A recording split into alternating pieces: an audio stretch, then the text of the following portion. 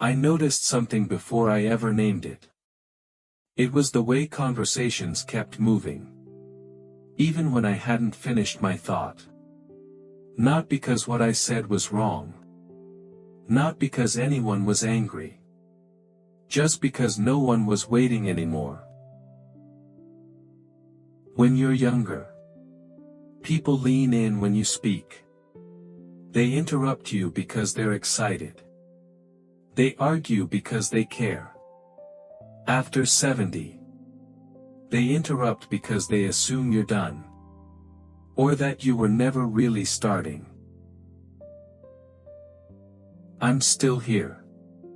My mind still wakes up before my body.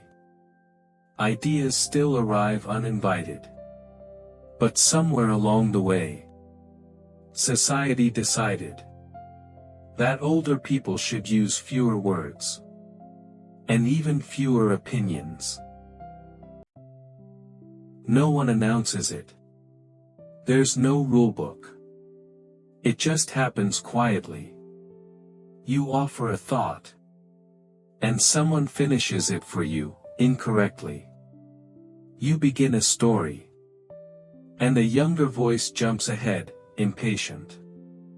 Sometimes they smile while doing it. As if kindness makes dismissal softer. I don't think most people realize how often they talk over us. Or how rarely they ask us to continue. There's an assumption that silence means emptiness. That if we pause, it's because there's nothing left to say. But that's not true. Silence, for many of us, is restraint. It's knowing how heavy words can be when they finally land. After 70, you learn to hold your thoughts carefully. Not because they've weakened, but because they've grown sharper.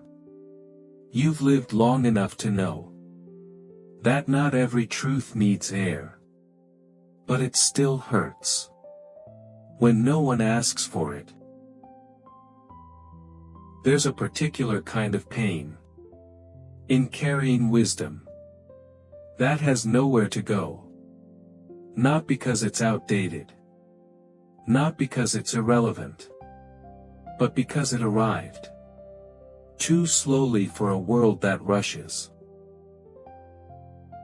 I've sat at tables where my presence felt ceremonial. Invited. But not consulted. Respected. But not needed. As if my role was simply to witness the conversation, not shape it. And I don't feel angry about it.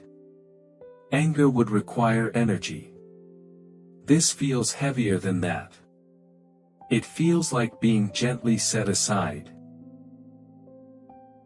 Youth is loud. Not wrong, just loud. It moves fast. Thinks fast. Speaks before the thought is fully formed. Age does the opposite. Age listens. Age connects patterns. Age remembers consequences. But those things don't announce themselves. They wait.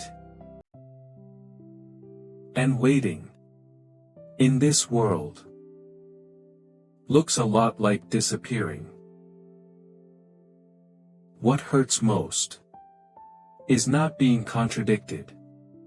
I can respect disagreement. What hurts is being dismissed before I begin. Or worse, being treated like my thoughts are fragile, as if they might crumble under modern conversation. I've noticed people explaining things to me that I helped build.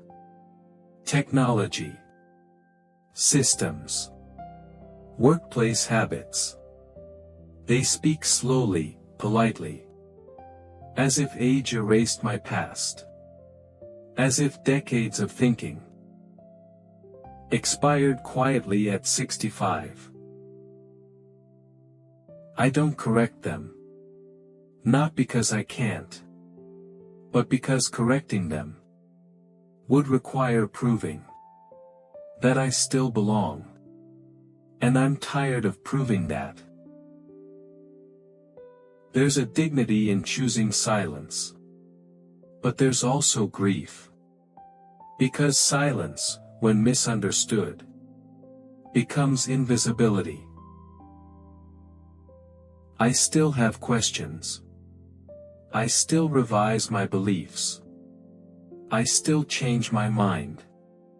But the world assumes that change is a young person's privilege. That after a certain age, we are finished thinking, finished growing, finished becoming. That assumption is wrong. Quietly wrong. I don't want to be put on a pedestal. I don't want applause for surviving. I just want what every thinking person wants. To be heard. Without having to fight for the microphone. To be asked. Not indulged. To contribute. Not perform relevance. There is a loneliness that comes from being surrounded by people who believe you are done. Done learning. Done contributing. Done mattering. And yet,